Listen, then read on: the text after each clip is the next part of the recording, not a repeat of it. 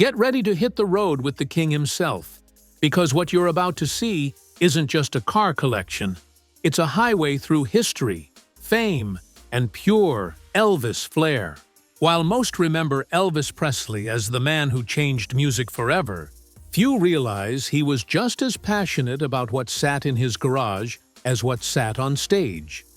From gold-plated Cadillacs to sleek European masterpieces, Elvis didn't just buy cars, he lived them. Every chrome curve and polished fender reflected his mood, his rise, and his larger-than-life personality. So buckle up, because we're about to count down through the King's most iconic rides. And trust me, when you see number 2, you'll understand why no one did style like Elvis Presley. Number 15, 1942. Lincoln Zephyr, before the gold records, before the fame. There was just a young man from Tupelo with a dream and a rusty Lincoln Zephyr. This wasn't just any car.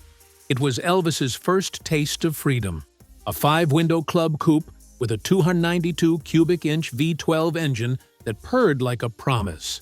His father, Vernon Presley, scraped together $50 to buy it as a birthday gift for his 18-year-old son in 1953.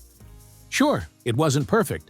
The oil pressure was unreliable, and overheating was a regular problem. But to Elvis, it was a magic carpet. It carried him to Sun's studio, where he recorded "That's All Right, Mama," and to countless late-night drives where dreams turned into destiny. Originally painted Andover green, the Zephyr shone like hope on a Memphis morning. It may not have been luxurious, but it was the car that drove the King's story from ordinary to extraordinary. When people say, every legend starts somewhere, for Elvis, it started behind that cracked steering wheel, with the sound of a flathead V12 echoing in his ears, and a world waiting just beyond the horizon. Number 14, 1948. Chevrolet Fleetmaster Panel Wagon. If the Lincoln was Elvis's gateway to fame, this Chevy was his getaway from it. The 1948 Chevrolet Fleetmaster Panel Wagon was his secret weapon. A vehicle that didn't turn heads, and that's exactly why he loved it. When fame grew too loud and the fans too close, Elvis would slip into a simple cap and jacket, jump behind the wheel, and vanish into the Memphis night. Under the hood, it had a humble 216 cubic inch inline-6 engine with 90 horsepower. Nothing flashy, nothing royal, just reliable. But for Elvis, that modest machine gave him the one thing money couldn't buy: privacy. For years, this unassuming Chevy sat quietly in Graceland's storage, forgotten by almost everyone until 2015, when it was rediscovered during a documentary shoot, covered in rust and history. The dashboard, etched with Elvis's favorite radio stations, still whispered his presence. This wasn't a car built for show. It was built for escape. Proof that even the king of rock and roll sometimes needed to disappear and just be a man with a steering wheel and the open road. Number 13, 1954. Cadillac Fleetwood 60. Special now this. This is where Elvis became Elvis. The 1954 Cadillac Fleetwood 60 Special was his first pink Cadillac. The car that would become his signature, his rolling crown. It was powerful, luxurious, and dripping with style.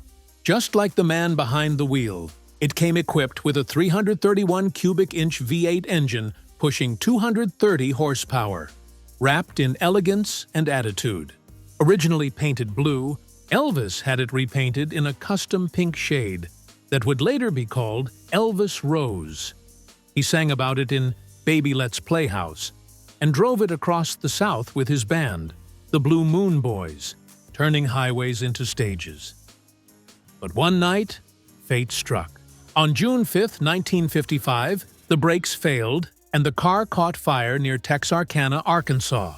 Elvis watched as his beloved pink Cadillac went up in flames, a heartbreaking moment that symbolized the price of chasing dreams.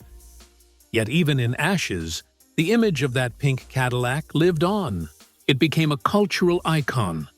a symbol of generosity, style, and the king's unstoppable rise. Number 12, 1955, Cadillac Fleetwood, 60 from tragedy to triumph. Elvis didn't stay down for long. Just months later, he bought another Fleetwood 60. This time, a new beginning wrapped in pink and white. He gifted this one to his mother, Elvis Presley, though she never had a driver's license. To Elvis, it wasn't about practicality, it was about love. The car was powered by a 331 cubic inch V8 with 250 horsepower and carried the same glamorous design that made Cadillac a symbol of American luxury. One day, while on tour, Elvis's guitarist, Scotty Moore, crashed it in Texarkana, causing $1,000 worth of damage. But after repairs, the car continued to serve as both a touring vehicle and a family treasure. Over the years, the pink Cadillac became more than metal and paint. It became an extension of Elvis's soul. It was his way of saying thank you to the woman who raised the king. Today, that same car still rests at Graceland, gleaming under the museum lights like a pink promise from the past. A reminder that behind the fame and flash, Elvis Presley was always a son first. 1956, Cadillac Eldorado Biarritz. The golden icon, golden paint shimmering under the Memphis sun, chrome gleaming like a mirror. This wasn't just a car, it was royalty on wheels. Elvis's 1956 Cadillac Eldorado Biarritz was the definition of style, status, and swagger. Costing over $6,000 at the time, a small fortune in the 50s, it was the kind of car that made people stop and stare. When Elvis slid behind the wheel, dressed sharp in his signature gold jacket, it wasn't just transportation, it was a statement. He loved that car like a crown. Some say he'd park it in front of Graceland just to admire it from his window. And whenever he hit the road, fans would swarm the car like it was a moving concert stage. That Eldorado wasn't just an accessory, it was part of the myth. The man and the machine became one glittering image of American success. 1963, Rolls-Royce Phantom Thief, the King's royal carriage. If the Cadillac was Elvis's crown, then the Rolls-Royce Phantom V was his throne. Imported from England and customized to fit his taste, this car was pure elegance. Deep navy blue exterior, plush white leather seats, and even a built-in telephone. Decades before anyone else had one, Elvis would often arrive at Hollywood events in that Rolls, stepping out with quiet confidence, flashes bursting all around him. It wasn't loud, it wasn't flashy, it was powerful in silence. A royal carriage for a king who had conquered America. There's a photo that still circulates today, Elvis waving from the back seat of that Phantom. That image captured everything he represented. Class, success, and mystery. When he rolled through the gates of Graceland in that car, fans would whisper, "The King's home." 1957, BMW 507 Roadster. The German beauty. Now, this one's different. When Elvis was stationed in Germany during his army service, he fell in love with a white BMW 507 Roadster. Sleek, curvy, lightweight. It was the opposite of the huge American cars he was used to. But being Elvis, even a German sports car couldn't stay ordinary for long. Fans would write lipstick messages all over the white paint, every time he parked it. Tired of scrubbing off signatures, Elvis had it repainted red. That fiery color became legendary. This wasn't just a car, it was a reflection of his life at that time. Away from fame, serving his country, yet still shining bright wherever he went. Years later, that very BMW 507 would vanish, only to be rediscovered in a dusty barn, perfectly preserving a piece of Elvis's past. 1973, Stutz Blackhawk. The last great ride by the early 70s, Elvis was older, wiser, but still the king. And his ride of choice? The 1973 Stutz Blackhawk, a luxurious, custom-built masterpiece. handmade in Italy, with a gold-plated interior and the kind of curves that belonged on a movie poster. Elvis bought several of them, gifting one to Priscilla and keeping one for himself. He'd cruise around Memphis late at night, headlights cutting through the silence, his favorite songs playing softly in the background. This was one of his final great cars, the last ride that truly captured his essence. Bold, powerful, and timeless. And when he passed, that Stutz stood as a symbol of who he was till the very end. Larger than life, yet deeply human behind the wheel. 1971 Mercedes-Benz 600. The King meets the Kaiser luxury had a new definition in the early 70s, and Elvis embraced it fully. The 1971 Mercedes-Benz 600, often called the dictator's car, was the ultimate symbol of wealth and power. It was the same model owned by celebrities, presidents, and royalty. And when Elvis got his hands on one, he didn't just drive it, he owned it. With its V8 engine, self-leveling air suspension, and hydraulically operated everything, it was a rolling fortress of comfort. Elvis loved precision engineering, and this car was a German masterpiece that matched his status as American royalty. He often used it for his Vegas trips, gliding through the neon lights in silent luxury. Fans would catch a glimpse and whisper, "There goes the king." It wasn't loud like his Cadillacs, but it didn't need to be. It spoke with quiet power, the same way Elvis could command a crowd with just one glance. 1955, Cadillac Fleetwood Series 60.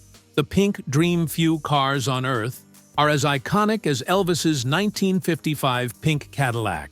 It wasn't just a vehicle, it became a symbol of the American dream. Bought early in his career, this car represented the moment when a young man from Tupelo, Mississippi, realized he was no longer chasing dreams, he was living them. Elvis didn't just love this Cadillac, he shared it. He famously gave the pink beauty to his mother, Gladys, even though she didn't drive. It was his way of saying, "We made it, Mama." The car became an emblem of gratitude, success, and family. Three things that defined Elvis's soul before fame complicated everything. Today, that pink Cadillac still sits proudly at Graceland, frozen in time. A reminder that before he was the king, he was just a boy who loved his mom and dreamed big. 1971, De Tomaso Pantera, the wild one, fast, unpredictable, and explosive, just like Elvis's later years. The De Tomaso Pantera was an Italian-American hybrid that combined exotic design with raw muscle. Elvis bought it as a gift for his girlfriend, Linda Thompson. But this car has one of the wildest stories in the entire collection. One day, frustrated that the car wouldn't start, Elvis grabbed a gun and shot it. Not once, but several times. The bullet holes are still visible to this day.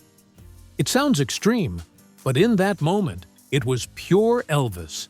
Passionate, impulsive, emotional. That Pantera wasn't just a car, it was a mirror of his fiery spirit. Fast, beautiful, and a little bit dangerous. 1969, Mercedes-Benz Pullman Limousine, the King's moving palace, if there was ever a car that screamed royalty. This was it. The 1969 Mercedes-Benz Pullman Limousine wasn't just transportation. It was an experience. Elvis used it as his private escape, often traveling in it with friends, bandmates, and bodyguards, surrounded by luxury that most could only dream of. Inside, there were fold-out tables, reading lamps, and enough space for a small gathering. It was his sanctuary between concerts, where he could relax, laugh, and be himself away from the flashing cameras. The Pullman was smooth, silent, and commanding, just like his presence on stage. When he rode in that limousine, it wasn't just Elvis the performer, it was Elvis the legend. The man who went from a two-room house in Mississippi to living like royalty. 1956, Lincoln Continental, Mark the Suit.